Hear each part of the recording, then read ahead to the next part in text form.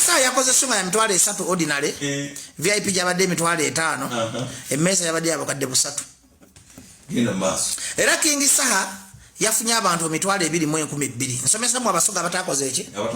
abantu bane mitwalo 2,12 tebabanga olugogo buchanga lugogo etandika 2,12 tebajingiranga ekyafudde King Sa ow'amaanyi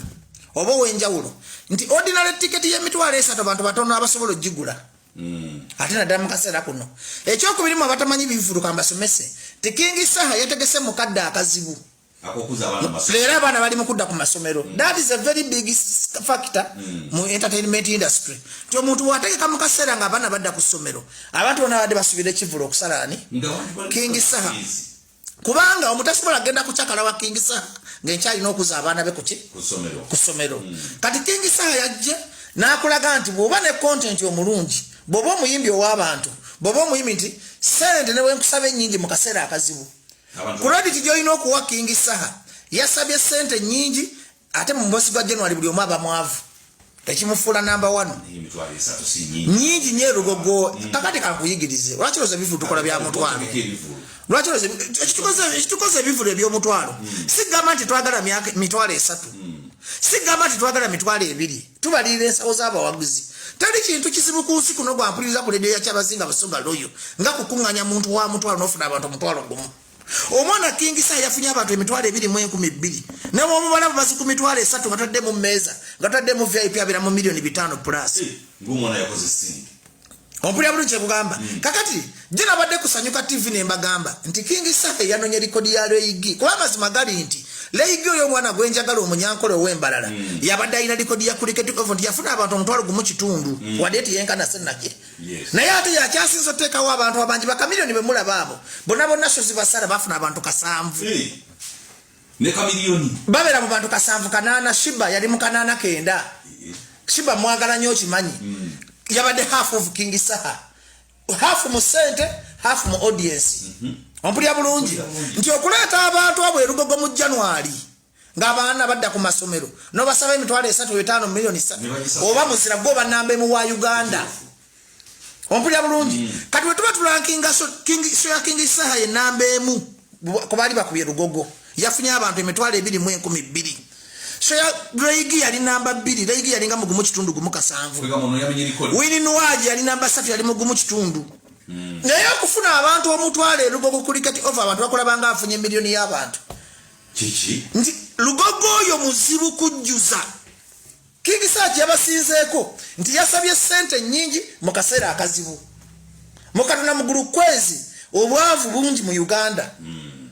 kakati nekikulaga nti njo naye abantu bagamba lwaki amuwana musamuwadde namba emu era ngenda kubulya ebibi ebyabadde mu show ekyamufudde namba emu timing January mwezi mubi nnyo n'asaba sente nyingi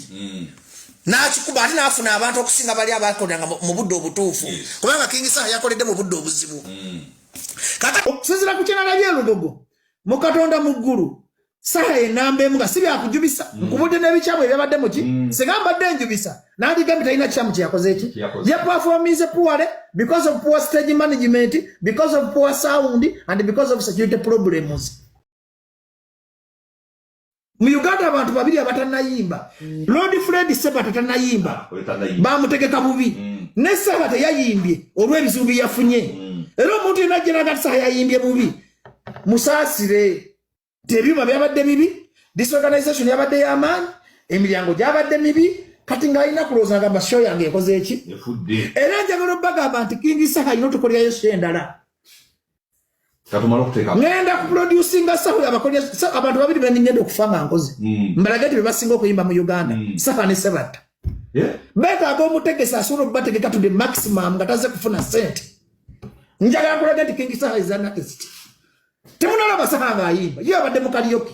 yabadde muri haso tonalaba kwezi abasoga mumpulira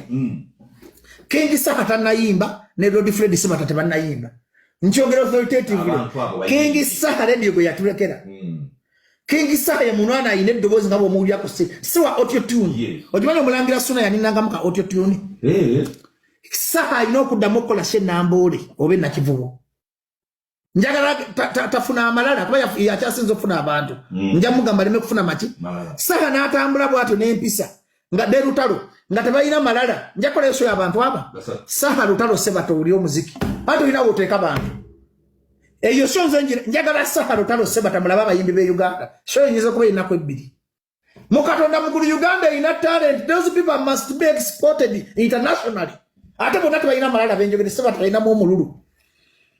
ne muzeyi sebato omululu ojja mugumira ojja kakanya omululu bambi gwa bukadde si mululu gwa bukadde. Njagala amazima ga kana Uganda manyi Uganda tamanyi bitonde bye yo mwana King Saha ayimba namulabako mu studio ng'ayimba n'enkaaba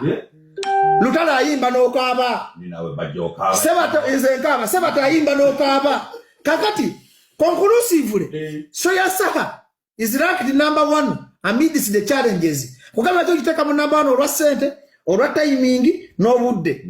the sente zabadde nnyingi abantu bajje emitwalo 2012 twabale tuzabana ku masomero na beatinga so zili zonna kitegeeza Saha ye muyimbi kati namba emu mu Uganda abayimbi mu nsonyiwe nze sikyamboka